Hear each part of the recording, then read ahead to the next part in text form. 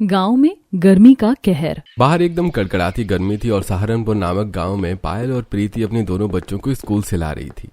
अब तो गर्मी कितनी ज्यादा बढ़ती जा रही है। वही तो, ऐसी चिलचिलाती हुई गर्मी में तो परेशान हो जाते। इतनी कड़ी धूप में इतने ज्यादा पसीने आ रहे हैं और बहुत ज्यादा प्यास भी लग रही है। बच्चों को लेकर दोनों घर वापस आ जाती हैं। घर आने के बाद प्रीति जब मटके का पानी पीती है तो वो ज्यादा ठंडा नहीं था। अम्मी, पानी तो गर्म हो गया है। हाँ बेटा, आजकल इतनी गर्मी हो रही है कि मटके का पानी भी गर्म लगने लगा है। कोई बात नहीं, मैं ठंडे पानी में बोरी भिगोकर इसके ऊपर लपेट दूंगी तो थोड़ी राहत मिलेगी। अब प्रीति एक बोरी को ठंडे पानी में भिगोकर मटके के चारों तरफ लपेट देती है, जिससे थोड़ी देर बाद मटके का पानी थोड़ा ठंडा हो जाता है। वहीं दूसरी तरफ गर्मी इतनी ज्यादा हो रही थी कि खेत में काम कर रहे लोगों की भी हालत खराब हो रही थी। बहुत पसीने आ रहे हैं। इतनी गर्मी में खेत का काम करना बड़ा मुश्किल हो रहा है। बिल्कुल सही कहा। सिर पर कपड़ा बांधा है लेकिन फिर भी उतनी राहत नहीं मिल रही है। अरे मेरे पास एक आइडिया है। अब पवन अपना गमछा लेता है और उसको पानी में अच्छे से गीला करके थोड़ा सा निचोड़ देता है। उसके बाद वो उसे सिर पर अच्छे से बांध लेता है और सिर को कवर कर लेता है। देखो तो, पहले सिर्फ कपड़ा बांधने से हल्की फुल्की राहत मिल रही थी, लेकिन अब इतनी गर्मी नहीं लग रही है और सिर में भी थोड़ी सी ठंडक महसूस हो रही है। पवन को देखकर रोहन और रजत भी ऐसा ही करते हैं, जिसके बाद उन्हें थोड़ा सा ठीक लगता है। अब थोड़ा ठीक लग रहा है, वरना गर्मी के मारे तो सिर बिल्कुल तप रहा था। चलो थोड़ा पानी पीकर फिर से काम शुरू करते हैं। इतनी गर्मी में तो प्यास भी बार बार लगती है। गर्मी में गांव वालों का बुरा हाल था और शाम को तो घर के अंदर और भी ज्यादा तपन हो रही थी। इसीलिए घर की सारी महिलाएं शाम को टहलने के लिए बाहर आ जाती हैं। एक पेड़ की छांव के नीचे महिलाओं की बैठक हो रही थी, जिसमें सभी महिलाएं अपने हाथ पंखे से हवा कर रही थी। बिना पंखा हिलाए तो काम ही नहीं चलता। एक तो हमारे गांव में बिजली भी नहीं रहती, वही तो अब घर में भी तो उमस और घुटन होने लगी है। ऐसे में तो खुली और ठंडी हवा ही चाहिए होती है। हाँ, वो तो शुक्र है कि हम सबके मिट्टी के घर हैं तो थोड़ी राहत मिलती है, वरना तो पता नहीं गर्मी का कितना ही कहर हो जाता। अभी भी गर्मी अपना कुछ कम कहर नहीं बरसा रही है। मैं तो घर में पानी छिड़क कर आई हूँ। मिट्टी थोड़ी गीली और ठंडी हो जाएगी, इसके बाद थोड़ी गर्मी में राहत मिलेगी। हाँ, मैंने भी छत पर पानी डाल दिया। जो सारा गर्मी का भपका है वो निकल जाएगा, फिर रात को सोते समय उतनी गर्मी नहीं लगेगी। इस तरह महिलाएं भी सिर्फ गर्मी के बारे में बात कर रही थी, लेकिन जिस भी घर के अंदर चूल्हा था, उन्हें तो खाना बनाने में और ज्यादा परेशानी हो रही थी। नेहा अपने घर में चूल्हे पर खाना बना रही थी और उसे बहुत ज्यादा पसीना आ रहा था। हे भगवान, चूल्हे पर खाना बना बना कर बड़ी ही परेशानी हो रही है। एक तो हमारा चूल्हा भी घर के अंदर है, गर्मी के मारे बिल्कुल आग बबूला हो रही हूँ मैं भी। वहीं दूसरी तरफ सीमा के घर में भी यही हाल था। आज तो मैंने चावल बना दिए, मेरे बस की नहीं है चूल्हे पर इतनी देर तक रोटियां बनाना। कल बाहर ईंट का चूल्हा बनाकर कल से बाहर ही खाना बनाऊंगी, वरना अंदर तो मेरी ही भुज्जी बन जाएगी। गर्मी से सभी का हाल बेहाल हो रहा था। हर कोई गर्मी से परेशान था। गांव में सभी रात को खाना खाकर थोड़ी देर नीचे सोते हैं, लेकिन आधी रात में लाइट जाने पर सभी लोग चटाई लेकर ऊपर छत पर पहुंच जाते हैं। पूरा गांव लाइट जाने की वजह से छत पर सोने के लिए आ गया था। बताओ, लाइट भी जानी जरूरी होती है क्या इतनी गर्मी में? आधी रात को आधी नींद में उठकर आना पड़ता है। नींद खराब होती है, ऊपर से पसीने आकर हालत भी खराब हो जाती है। मेरी भी नींद खराब हो गई, जल्दी से बिस्तर लगाकर सो जाते, बहुत नींद आ रही है। उसके बाद रात को सभी छत पर सो जाते हैं। अब गांव के लोग सुबह जल्दी उठ जाते हैं और अपने अपने काम पर चले जाते हैं। अगले दिन गांव की बहुएं मिलकर कुएं पर पानी भरने जा रही थी। वहाँ सबसे बड़ा कुआं है, हम वहाँ पर पानी भरने क्यों नहीं जाते? वो हमें पास भी पड़ता है। अभी तुम गांव में नहीं हो, इसीलिए तुम्हें पता नहीं है, लेकिन उस कुएं पर हमारा जाना मना है। हम सिर्फ बाकी 2 कुओं से ही पानी ले सकते हैं, हम वहाँ नहीं जा सकते। हाँ, हमारा वहाँ जाना मना है। वो कुएं की हिस्ट्री के बारे में स्नेहा को बताती हैं। पांचों सिर पर मटका लेकर कुएं पर पहुंच जाती हैं और पानी भरने लगती हैं, कुएं से पानी निकालते हुए। लेकिन हम उस कुएं से पानी नहीं ले सकते, ये तो सच में बहुत गलत बात है। अब हम क्या कर सकते हैं, हमारी मजबूरी है। कोई बात नहीं, हमारा ये कुआं है ना, देखो कितना पानी है इसमें, इसका पानी भी बहुत अच्छा है। अब सभी मटकों में पानी भर के सिर पर रखकर घर वापस आ जाती हैं। घर आने के बाद सब बहुत थक गई थी और सीमा सबको पानी में गोंद कतीरा डालकर पिलाती है। ठंडा पानी पीकर अब थोड़ा अच्छा लग रहा है, वरना बाहर तो गर्मी में गला सूख रहा था। हाँ बेटा, गर्मी में तो ऐसी चीज पीकर ही अच्छा लगता है। प्रीति ने भी सबके लिए बेल का ठंडा शरबत बनाया था। सभी को पीकर बड़ा अच्छा लगता है। अच्छा हुआ तुमने मटके के चारों तरफ कपड़ा बांध दिया, वरना तो गर्म पानी में शरबत बिल्कुल भी अच्छा नहीं लगता। बाहर से काम करके आने के बाद इतना ठंडा शरबत पीने को मिल जाए तो मजा ही आ जाता है। हाँ भाभी, कॉलेज से आने के बाद जो ठंडा शरबत आपने दिया है बनाकर, सच में इस गर्मी के कहर में तो अमृत है ये। सब बड़े मजे से शरबत पीते हैं और वहीं दूसरी तरफ पायल और नेहा दोनों दुकान पर जाती हैं। भैया आप मुझे गोंद कतीरा दे दीजिए और उसके साथ में सत्तू भी दे दीजिए।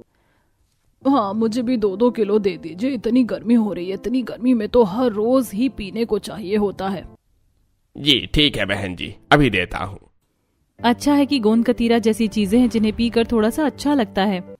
सभी गर्मी में ऐसी चीजें खरीद रहे थे जिसे खाने के बाद थोड़ा सा उन्हें ठंडक का एहसास हो सके, लेकिन इतनी तेज धूप और गर्मी होने की वजह से बच्चे भी थोड़ा थोड़ा बीमार पड़ रहे थे। पायल के घर में ओहो, चिंटू को तो पूरे शरीर पर घमौरियां हो गई हैं, पूरे शरीर पर छोटे छोटे दाने हो गए हैं। हाँ मम्मी, इन दानों की वजह से बहुत ज्यादा खुजली होती है और मुझे बहुत ज्यादा पसीने आते हैं। हाँ बेटा तुम चिंता मत करो, मैं अभी तुम्हें थोड़ा पाउडर लगा देती हूँ, उसके बाद तुम्हें डॉक्टर के पास लेकर जाऊंगी। पायल चिंटू के ऊपर बहुत सारा पाउडर लगा देती है ताकि उसे गर्मी से थोड़ी राहत मिल सके। बच्चे भी गर्मी में इतना परेशान होते थे कि घर में रहने से उन्हें गर्मी लगती थी और बाहर खेलने जाते थे तो भी उन्हें गर्मी लगती। शाम के 5 बज गए, अभी भी कितनी ज्यादा गर्मी है। हाँ मुझे भी बहुत गर्मी लग रही है, चल हम थोड़ी देर पेड़ के नीचे बैठकर मिट्टी से ही खेल लेते हैं। बच्चे अब पेड़ के नीचे बैठकर मिट्टी से ही खेलने लगते हैं। उन्हें पेड़ की छांव में थोड़ा सा ठीक लगता है। यूं ही सबका गर्मी से हाल बेहाल हो रहा था। शाम को जब पति खेत का काम करके घर लौटते हैं तो बाप रे, बड़ी गर्मी है, जल्दी से मेरे लिए पानी निकाल दो, मुझे नहाना है। अरे मेरा भी गर्मी की वजह से जी मचल रहा है, मुझे भी नहाना है। प्रीति दोनों के लिए मिट्टी के बने अंडरग्राउंड टंकी से पानी निकाल देती है। उन्होंने मिट्टी खोदकर उसमें एक टंकी लगाई हुई थी। ऐसा इसलिए किया था ताकि पानी ठंडा रह सके। वहीं दूसरी तरफ दूसरे घरों में भी ऐसा ही था। इतनी गर्मी लग रही है, जल्दी से मुझे पानी दो, मुझे नहाना है। हाँ बेटा जल्दी नहा ले, मैं भी पसीने से तरबतर हो चुकी हूँ, मुझे भी नहाना है। ठंडे पानी से नहाकर ही थोड़ा सा आराम मिलेगा। हाँ आप दोनों जल्दी नहा लीजिए, उसके बाद मैं भी नहा लूंगी। चूल्हे पर रोटी बनाकर मुझे और पसीना आ रहा है। नेहा बाहर आकर आंगन में चूल्हे पर रोटी बना रही थी। गांव की बाकी महिलाएं भी अपने आंगन में ही चूल्हे पर रोटी बना रही थी। प्रीति भी अपने आंगन में चूल्हे की रोटी बना रही थी और वो आवाज लगाकर कहती है, आप सब घर के बाहर ही खाना खाने आ जाइए, अंदर बहुत गर्मी है। सभी ठंडे पानी से नहाए थे और नहाकर बाहर खाना खाने आते हैं। पूरा परिवार चारपाई पर बैठकर खाना खाता है। बाहर थोड़ी हवा भी चल रही थी। चलो खाना पीना तो हो गया है, मैं तो चली अब बाहर टहलने के लिए। वहीं दूसरी तरफ घर का सारा काम खत्म करके सभी बहुएं भी नहा लेती हैं। नहाकर सभी थोड़ी देर बाहर टहलने लगती हैं। हर कोई शाम को ठंडी हवा में बाहर घूम रहा था। अभी ठंडी हवा चल रही है तो कितना अच्छा लग रहा है। अगर गर्मी में हमेशा ऐसे ही ठंडी हवा चलती रहे तो कितना मजा आएगा, लेकिन ऐसा होता कहाँ है। गर्मी में तो इतनी खतरनाक लू चलती है कि बस पूछो ही मत। और घर के अंदर चूल्हे पर खाना बनाने में तो बड़ी हालत खराब होती है। मैंने तो अब बाहर एक छोटा सा टेम्परेरी ईंट का चूल्हा बना दिया है, बाद में कभी टाइम मिलेगा तो मिट्टी का बना दूंगी। ये तो तुमने बहुत अच्छा किया, मैंने भी बाहर ही चूल्हा लगवा रखा है। घर के अंदर इतनी तपन में कौन खाना बनाए, और फिर बाकी सबको भी गर्मी लगती है। रात को छत पर सोने में भी कई बार तो इतनी गर्म हवा चलती है कि ऊपर सोने का मन नहीं करता, और नीचे लाइट नहीं होती तो वैसे ही उमस होती है। अब हम करें तो करें क्या। अरे छत पर थोड़े बहुत पौधे लगाओ, मैंने पौधे लगाए हैं, उससे थोड़ी राहत मिलती है। जितने पेड़ पौधे होंगे उतनी ही राहत मिलेगी। इस तरह गर्मी से बचने के लिए हर कोई कुछ न कुछ ट्राई कर रहा था। सभी ने छत पर बहुत सारे पौधे लगाए थे ताकि उन्हें थोड़ा बहुत गर्मी से राहत मिल सके। अब शाम को सोने से पहले सभी छत पर थोड़ा थोड़ा पानी डाल रहे थे। अरे सरला, थोड़ा ठंडा पानी डाल, तब ज्यादा अच्छा लगेगा। फिलहाल तो ठंडा पानी पीने को नसीब हो जाए वही बहुत बड़ी बात है। हमने तो मिट्टी को खोद कर जमीन के अंदर छोटी सी टंकी रख रखी है, उसमें पानी ठंडा रहता है। हमारी टंकी लीक हो रही है, इसीलिए अभी ठंडा पानी नहीं हो पा रहा है, कल इसे ठीक करवाएंगे। ऐसे तो काम नहीं चलेगा, नहाने के लिए भी ठंडा पानी चाहिए और तभी जाकर थोड़ा सा राहत मिलती है। हाँ, वरना तो इस गर्मी ने हमारा जीना हराम कर रखा है। सभी छत पर पानी डालते हुए बात कर रही थी और रात को लाइट जाने के बाद पूरा गांव छत पर आकर सोने लगता है। छत पर पानी डालने के बाद भी उन्हें थोड़ी सी राहत मिलती थी। अगले दिन घर के बुजुर्ग खेत से काम करने के बाद एक ठेले पर गर्मी में बेल का शरबत पी रहे थे। अरे भाई ओ हो, शरबत पीकर तो मजा ही आ गया। अरे हाँ भाई बिल्कुल, शरबत तो वाकई बहुत ही स्वादिष्ट है भाई, इसमें थोड़ी और बर्फ डाल दो, इसके बाद शरबत पीने में ज्यादा मजा आ जाएगा। तीनों ठेले पर बेल का शरबत पी रहे थे। भाई हाँ, बर्फ डालने के बाद तो और भी अच्छा लग रहा है। चलो अब घर चलते हैं, घर जाकर ठंडे ठंडे पानी से नहाकर मजा आ जाएगा। तीनों वापस अपने घर आ जाते हैं, नेहा के घर में। बेटा लो, तुमने छाछ मंगवाई थी ना, इसमें जीरा कूट कर डाल देना और खाने के साथ यही देना, मजा आ जाएगा। जी ठीक है पापा जी। अब सब खाने के साथ छाछ पी रहे थे। अभी तक तो सब किसी न किसी तरह गर्मी से बचने की कोशिश कर रहे थे, लेकिन अब उनके लिए सबसे बड़ी मुसीबत आने वाली थी। एक दिन कुछ बहुएं मिलकर कुएं पर पानी भरने जाती हैं। सब अपना मुंह अच्छे से ढक लो, नहीं तो गर्मी के मारे हालत खराब हो जाएगी। पांचों बहू मुंह ढककर सूरज की गर्मी से बचने के लिए कुएं पर पानी भरने जाती हैं। थोड़ी देर बाद वो मटका लेकर कुएं पर पहुंच जाती हैं। वो कुएं से पानी निकाल रही थी, लेकिन आधी आधी बाल्टी ही पानी निकल रहा था। आज हर बार कुएं से इतना कम पानी क्यों निकल रहा है? कहीं ऐसा तो नहीं कि... प्रीति के इतना बोलते ही सब बहुत ज्यादा घबरा जाती हैं। नहीं, ऐसा नहीं होना चाहिए, क्योंकि पिछले साल भी ऐसा कुछ नहीं हुआ था, इस बार भी ऐसा कुछ नहीं होना चाहिए। लेकिन सब कुछ हमारी नजरों के आगे ही है। इस कुएं का पानी बहुत कम हो गया है और हम हमेशा यहीं से पानी लेकर जाते थे। अगर इस कुएं का पानी कम हो जाएगा तो हम क्या करेंगे? इतनी गर्मी में हम सब कुछ पानी से ही करते हैं और गर्मी से बचने का इलाज सिर्फ पानी ही है। कुएं का पानी नहीं सूखना चाहिए। वैसे हमारे गांव में तो अभी 1-2 कुएं और हैं, बस सभी में पानी बचा रहे, वरना गर्मी के कहर में जीना मुश्किल हो जाएगा।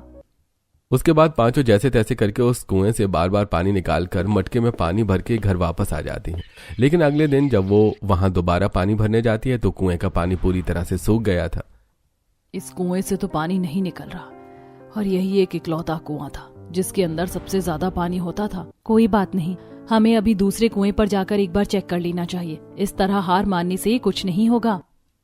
उसके बाद सभी गांव की महिलाएं मिलकर दूसरे कुएं पर जाती हैं, लेकिन वहां कुआं भी सूख चुका था और उसमें अभी पानी की एक बूंद तक नहीं थी। ये देखकर सभी लोग बहुत परेशान हो जाते हैं। अब तो सच में डरने वाली बात है। अगर पीने का पानी नहीं होगा तो हमारे लिए गर्मी का कहर बर्दाश्त करना तो दूर की बात है, हम जिंदा कैसे रहेंगे? उसके बाद सभी घर वापस आते हैं और सभी ये बात अपने अपने परिवार वालों को बताते हैं। शाम को पेड़ के नीचे सभी गांव वालों की बैठक होती है, जहां पर गांव के सभी सदस्य इकट्ठा होते हैं। हर कोई इसी बात पर चर्चा कर रहा था, क्योंकि अब यह बहुत ही जरूरी विषय बन गया था। हम सभी को कुछ करना होगा, हमारे गांव के दोनों कुएं सूख गए हैं। हाँ, हमें सरपंच जी के पास चलना चाहिए। गांव में सिर्फ एक कुआं बचा है, अब हमारे पास वहां से पानी लेने के अलावा और कोई रास्ता नहीं है। लेकिन काका, उस कुएं से पानी लेना तो हमारा मना है। लेकिन इस समय गांव के ऊपर बहुत बड़ी समस्या है। हमारे कुएं का पानी सूख गया है तो हमें कुछ तो करना ही होगा, वरना पूरे गांव वाले प्यास से मर जाएंगे। उसके बाद सब सरपंच के पास जाते हैं और उन्हें अपनी समस्या बताते हैं। देखिए, यह सब आप लोग जानते हैं कि आप सभी का कुआं अलग था और वो कुआं गांव के सभी अमीर व्यक्तियों का है। आप सब वहां से पानी नहीं ले सकते। सरपंच की बात सुनकर गांव वाले भड़क जाते हैं। अरे ऐसे कैसे नहीं ले सकते? अरे गांव के अमीर लोगों ने क्या गांव के कुएं को खरीद लिया है? और खरीदा है तो किससे खरीदा है? ऐसी चीजों को कभी खरीदा नहीं जा सकता। अरे ये तो बहुत समय से चला आ रहा है भाई। अरे भैया, किसी से हमसे पूछ कर ये सब शुरू नहीं किया था, बल्कि अपनी मनमर्जी हम पर थोपी गई है। हम इस बात को नहीं मानेंगे, हम इस बात का खंडन करते हैं। अब तो पूरे गांव के ऊपर मुसीबत है, तो अब तो आपको समझना चाहिए। बिल्कुल सही कहा, मुसीबत के समय तो पूरे गांव को एक साथ एक दूसरे का साथ देना चाहिए। हाँ, सिर्फ अमीर होने की वजह से हम गांव की इतनी अहम चीज को इस तरह बांट नहीं सकते। बिल्कुल, आप उन्हें यहाँ बुलाइए, हम अभी उनसे मीटिंग करना चाहेंगे। सरपंच गांव के जाने माने अमीर व्यक्ति को बुलाता है, जिन्होंने उस कुएं पर कब्जा किया था, और गांव का दूसरा आम व्यक्ति उस कुएं से पानी नहीं ले सकता था। तब वहां पर गांव के कुछ अमीर सेठ आते हैं और सरपंच के सामने बैठक होती है। सब लोग अपनी समस्या बताते हैं, लेकिन फिर भी देखो भाई, हमने आपकी बात सुन ली, लेकिन ऐसा नहीं हो सकता। जो गांव का कानून इतने सालों से चलता आ रहा है वही चलेगा। हमने तो आपको 2 कुएं दे रखे थे और खुद हमने 1 कुआं लिया है, बस। आप ऐसा नहीं कर सकते। गांव का सबसे बड़ा कुआं आपके पास है। अभी कुछ भी हो, पूरा गांव मुसीबत में है। बेचारे बच्चे प्यास से तड़प रहे हैं। सभी गांव वाले इतनी गर्मी में प्यास से बिलख रहे हैं। आपको ऐसा नहीं करना चाहिए और इस समस्या का समाधान करना चाहिए। अरे भाई, हम इसमें कुछ नहीं कर सकते। इतना कहकर वो दोनों सेठ वहां से चले जाते हैं और सरपंच भी उनके पीछे पीछे चला जाता है, जिसकी वजह से पूरा गांव आक्रोश में था। अरे अब हमें कुछ करना होगा। हाँ बिल्कुल, इन्होंने हमारी मुसीबत के समय हमसे मुंह फेरा है, देखना एक दिन इन्हें हमारी जरूरत जरूर पड़ेगी। इस तरह सभी गांव वाले वहां से चले जाते हैं, लेकिन सबके घरों में बहुत कम पानी बचा था। मम्मी मुझे बहुत गर्मी लगी है, मुझे नहाना है। बेटा हमारे पास पानी नहीं है, थोड़ा बहुत पानी बचा है, उसे हमें पीने के लिए बचाना होगा। इस तरह सभी को पानी के बिना बहुत ज्यादा परेशानी हो रही थी। गांव में कुआं सब सूख रहा था और गांव में सूखा पड़ने की कगार आ गई थी। यहां तक कि इसकी वजह से फसलों पर भी प्रभाव पड़ रहा था। अरे 3 दिन से हमने खेत में पानी नहीं डाला, जिसकी वजह से हमारे खेत की फसल भी खराब होने को आ रही है। अगर पानी नहीं मिला तो हमारी फसल सूख जाएगी और हमारे पूरे साल की मेहनत खराब हो जाएगी। अरे अब तो पीने का पानी भी खत्म होने लगा है, हम क्या कर सकते हैं? मेरे पास एक आइडिया है। जो हमारे गांव के पीछे एक नमी वाली जगह है, जहां अक्सर ऐसा माना जाता है कि वहां पानी हो सकता है, हमें एक बार उस जगह को खोद कर देखना चाहिए। क्या पता वहां पर हमें पानी मिल जाए। लेकिन अगर वहां पानी नहीं मिला तो? इसका बाद में सोचेंगे, पहले कम से कम हमें कोशिश तो करनी चाहिए। कहते हैं ना, डूबते को तिनके का सहारा होता है। आज से पहले कभी उसकी जरूरत नहीं पड़ी, क्योंकि ऐसी परिस्थिति नहीं आई। उसके बाद गांव के सभी पुरुष वहां जाते हैं और उस जगह को खोदना शुरू करते हैं। काफी देर तक भी उन्हें कुछ नहीं मिलता। मुझे लग रहा है हमें अब रुक जाना चाहिए, मुझे नहीं लगता कुछ होगा। देखो, ऐसी चीज आसानी से नहीं मिल जाती है, हमें एक बार अच्छे से कोशिश करनी चाहिए। इतनी दूर तक आकर हम रुक नहीं सकते। उसके बाद काफी देर तक सभी और मेहनत करते हैं और जमीन को खोदते हैं। आखिरकार काफी नीचे तक जाने पर उन्हें थोड़ा बहुत पानी मिल जाता है। तब सभी गांव वाले वहां पर मटके लेकर आते हैं और पानी पीने के लिए घर लेकर जाते हैं। सभी पानी को देखकर इस्तेमाल कीजिए, यहाँ पर बहुत कम पानी है, सिर्फ कुछ दिन काम चलेगा। हाँ बिल्कुल, हमें पानी को अभी देखकर इस्तेमाल करना चाहिए। अब सूखे की वजह से गर्मी के कहर में सबकी हालत तो खराब हो रही थी, लेकिन सभी को पीने के लिए पानी मिल गया था। लेकिन बाकी चीजों में उनकी हालत बहुत बुरी थी। शाम को जब सभी बाहर टहल रहे थे तो ना तो नहाने के लिए पानी मिल रहा है, ना ही छत पर डालने के लिए। हाँ, कम से कम पहले नहा लेते थे तो थोड़ा शरीर और दिल को तसल्ली तो मिल जाती थी। अब तो उबलती हुई छत पर ही सोना पड़ता है। पहले कम से कम छत पर पानी डालते थे तो थोड़ी देर के लिए ठंडी तो हो जाती थी और उस पर सोने में अच्छा लगता था। वहीं बहुओं में छत पर पानी डालना तो दूर की बात है, नहाने के लिए भी पानी नहीं है। इतनी गर्मी में ठंडे पानी से नहाने के लिए तरस रही हूँ मैं। अब कम से कम पीने के लिए तो पानी मिल गया, वरना 2 दिन पहले हम पानी पीने के लिए भी तरस रहे थे। अब पता चल रहा है कि पानी का कितना महत्व है। पानी पिए बिना तो इंसान जिंदा भी नहीं रह सकता। इसीलिए तो हमें पानी ज्यादा बर्बाद नहीं करना चाहिए। हाँ, हमें थोड़ा पानी मिला, उसमें हमें खेतों की सिंचाई के लिए भी पानी चाहिए, वरना पूरे साल की मेहनत खराब हो जाएगी। अभी पानी नहीं है, फिर खाने को भी कुछ नहीं बचेगा। इसीलिए हमें कम पानी वेस्ट करना होगा और सिर्फ पानी पीने के लिए ही रखना होगा। एक तरफ गांव वालों ने कुछ समय के लिए तो हल निकाल लिया था, लेकिन यह लंबा हल नहीं था, क्योंकि वहां पर भी पानी का स्तर बहुत कम था। लेकिन अब जो गांव में दूसरा अमीरों का कुआं था वो भी सूख जाता है। पानी की कमी होने की वजह से वो अमीर सेठ गांव वालों के पास मदद मांगने आते हैं। हमारी मदद कीजिए, हमें पानी चाहिए, हमें बहुत प्यास लगी है। आपके पास तो आपका खुद का बड़ा कुआं था ना। आप लोगों ने ये कानून बनाया था कि वो कुआं आपका और बाकी सब हमारा, तो हम आपकी मदद नहीं कर सकते। देखिए प्लीज मदद कीजिए, प्यास के मारे जान निकली जा रही है। घर पर पूरा परिवार प्यास के मारे जूझ रहा है। भैया हम आपकी मदद नहीं कर सकते, अब ये गांव का पुराना कानून है, इतने सालों से चलता आ रहा है। जब गांव वालों से उन अमीर सेठ को उनके ही बोले हुए डायलॉग पलटकर सुनने को मिलते हैं, तब जाकर उन्हें अपनी गलती का एहसास होता है। देखिए हम आपके पैर पड़ते हैं, बस थोड़ा सा पानी दे दीजिए, प्यास के मारे हालत खराब हो रही है। हाँ, मेरी भी हालत खराब हो रही है, मुझे भी माफ कर दो, मैंने भी गलत किया है। हम आपकी मदद कर देते, हम आपकी तरह इतने बेगैरत नहीं है। आखिर मुसीबत में गांव वालों को एक दूसरे का सहारा बनना चाहिए। इस तरह गांव वाले उन्हें पानी दे देते हैं। अब सभी गांव वाले मिलकर बैठक करते हैं। हमने आपको पानी दे दिया, लेकिन हमारे पास भी ज्यादा दिन के लिए पानी नहीं बचा है, हमें कुछ करना होगा। देखिए मुझे इस समय सिर्फ एक ही रास्ता नजर आ रहा है। हम दूसरे गांव के सरपंच से इस बारे में बात कर लेनी चाहिए। उन्होंने ही पूरे नदी का पानी हमारे गांव में आने से रोक रखा है। अरे भाई, इतने सालों से हमने कुछ नहीं कहा, क्योंकि हमारे पास भरपूर मात्रा में पानी था और कभी ऐसी समस्या नहीं हुई थी। लेकिन वो हमारे साथ गलत कर रहे हैं। पानी में बांध लगाकर उन्होंने पानी को हमारे गांव में आने से रोका हुआ है। आप बिल्कुल सही कह रहे हैं, उन्होंने लालच में ऐसा किया है, लेकिन अब समय आ गया है कि हमें उनसे इस बारे में बात करनी चाहिए क्योंकि उन्होंने जबरदस्ती ऐसा किया है। उसके बाद सहारनपुर गांव का सरपंच कुछ आदमियों के साथ दूसरे गांव के सरपंच से इस बारे में बात करता है। देखिए, हम ऐसा नहीं कर सकते, हम नदी का बांध नहीं हटाएंगे। लेकिन इस समय हमारे गांव में पानी की बहुत ज्यादा समस्या हो रही है और लोग पानी की कमी से तड़प रहे हैं। ऊपर से गर्मी का इतना कहर है कि बिना पानी के कुछ हो ही नहीं सकता। हमारे गांव में बड़ी समस्या आ गई है सूखे की। इतने साल हमने कुछ नहीं कहा, लेकिन ये गलत है, आपको कुछ करना होगा। देखिए भाई, हम कुछ नहीं कर सकते, जो इतने सालों से चलता आ रहा है हम उसे नहीं बदल सकते। और फिर आपके गांव में तो कुएं थे, हमारे गांव में कुएं कम है। कल को हमारे गांव में भी सूखा पड़ गया तो हम क्या करेंगे? अरे भाई ठीक है, तुम लोग ऐसे नहीं मानोगे, हमारे पास भी एक तरकीब है।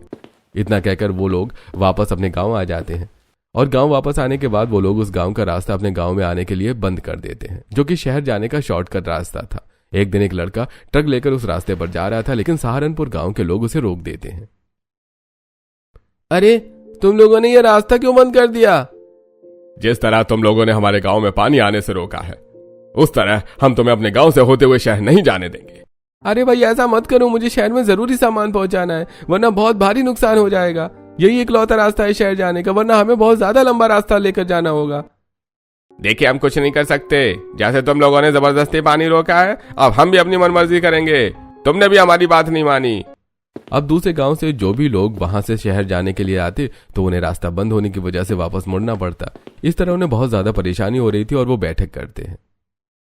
हमें कुछ करना होगा सरपंच जी, वरना इस तरह तो हमारा बहुत ज्यादा नुकसान हो जाएगा। ये इकलौता रास्ता है शहर जाने का, बाकी रास्तों से तो 1-2 दिन का समय लगेगा। ऐसे में हम शहर में ना तो अपनी नौकरी कर पाएंगे, ना ही बच्चे वहां पढ़ने जा पाएंगे, और ना ही हम अपने व्यापार के लिए कहीं जा सकते हैं। हाँ, आज के दिन मुझे तो बहुत बड़ा नुकसान हो गया। अरे तो तुम्हें पानी दे देना चाहिए, उनके ऊपर बहुत बड़ी मुसीबत आई है। आज तक उन्होंने तुम्हें कुछ नहीं कहा, लेकिन जितना हक तुम्हारा इस पानी पर है उतना उनका भी है। अरे तुम ऐसा नहीं कर सकते, अगर जबरदस्ती करोगे तो तुम्हें भी बहुत कुछ झेलना पड़ेगा। आप बिल्कुल सही कह रहे हैं, वैसे भी उस नदी का स्तर बहुत अच्छा है। ठीक है, हम नदी खोल देंगे। इस तरह दूसरे गांव के लोग नदी का पानी छोड़ देते हैं, तो वहीं दूसरी तरफ सहारनपुर गांव के लोग भी बंद रास्ते को हटा देते हैं। इस तरह दोनों गांव की समस्या हल हो जाती है। सहारनपुर गांव में भी अब खुशी की लहर छा गई थी। आखिरकार हमें पानी मिल गया। अब सूखे की वजह से हमारी फसल खराब नहीं होगी और इस गर्मी के कहर से भी हमें राहत मिलेगी। हाँ, फाइनली नहाने को मिलेगा। इतने दिनों से हम नहाए भी तो नहीं हैं, तो शरीर को थोड़ी राहत मिलेगी और छत पर भी पानी डालेंगे। लेकिन हम सभी को पानी का इस्तेमाल देखकर ही करना चाहिए। अभी हमें पता चला कि पानी कितना कीमती होता है। बेकाम पानी को बर्बाद करना सबसे बड़ी मूर्खता है। जल ही जीवन होता है, इसीलिए इसे बर्बाद नहीं करना चाहिए और सब आगे से ध्यान रखेंगे। इस तरह गांव वालों की पानी की समस्या दूर हो गई, लेकिन अभी एक और मुसीबत बाकी थी। भाई, हमें गर्मी की वजह से बिजली वालों को भी एक बार बोलना चाहिए कि इतनी गर्मी में दिन काटने बहुत मुश्किल होते हैं, तो थोड़ी बिजली ज्यादा समय के लिए गांव में आनी चाहिए, ताकि हम सब गर्मी के कहर से परेशान ना हो। सब मिलकर बिजली विभाग में एप्लीकेशन डालते हैं और काफी चक्कर काटने के बाद उनकी मांग पूरी होती है। बैठक में उन्होंने रात को बिजली देने के लिए हाँ कर दी है, लेकिन सुबह 4 बजे बिजली चली जाएगी, क्योंकि गर्मी में खेतों में आग लगने के चांसेस होते हैं। वैसे हमारे लिए सेफ्टी ज्यादा जरूरी है। कोई बात नहीं, हम कुछ समय के लिए गांव में जनरेटर लगवा लेंगे और फिर गांव में और पेड़ पौधे लगाएंगे तो ठंडी हवा हम रह सकते हैं। सबसे बड़ी बात है कि पानी की समस्या का हल हो गया। इसके बिना तो गर्मी के कहर से जीतना मुश्किल था। इस तरह गांव वालों को गर्मी का कहर झेलना पड़ा और बहुत मुसीबतें आईं, लेकिन आखिर में उन्हें पानी मिल गया और पानी की मदद से अब हर कोई गर्मी के कहर से बचने की कोशिश करता है।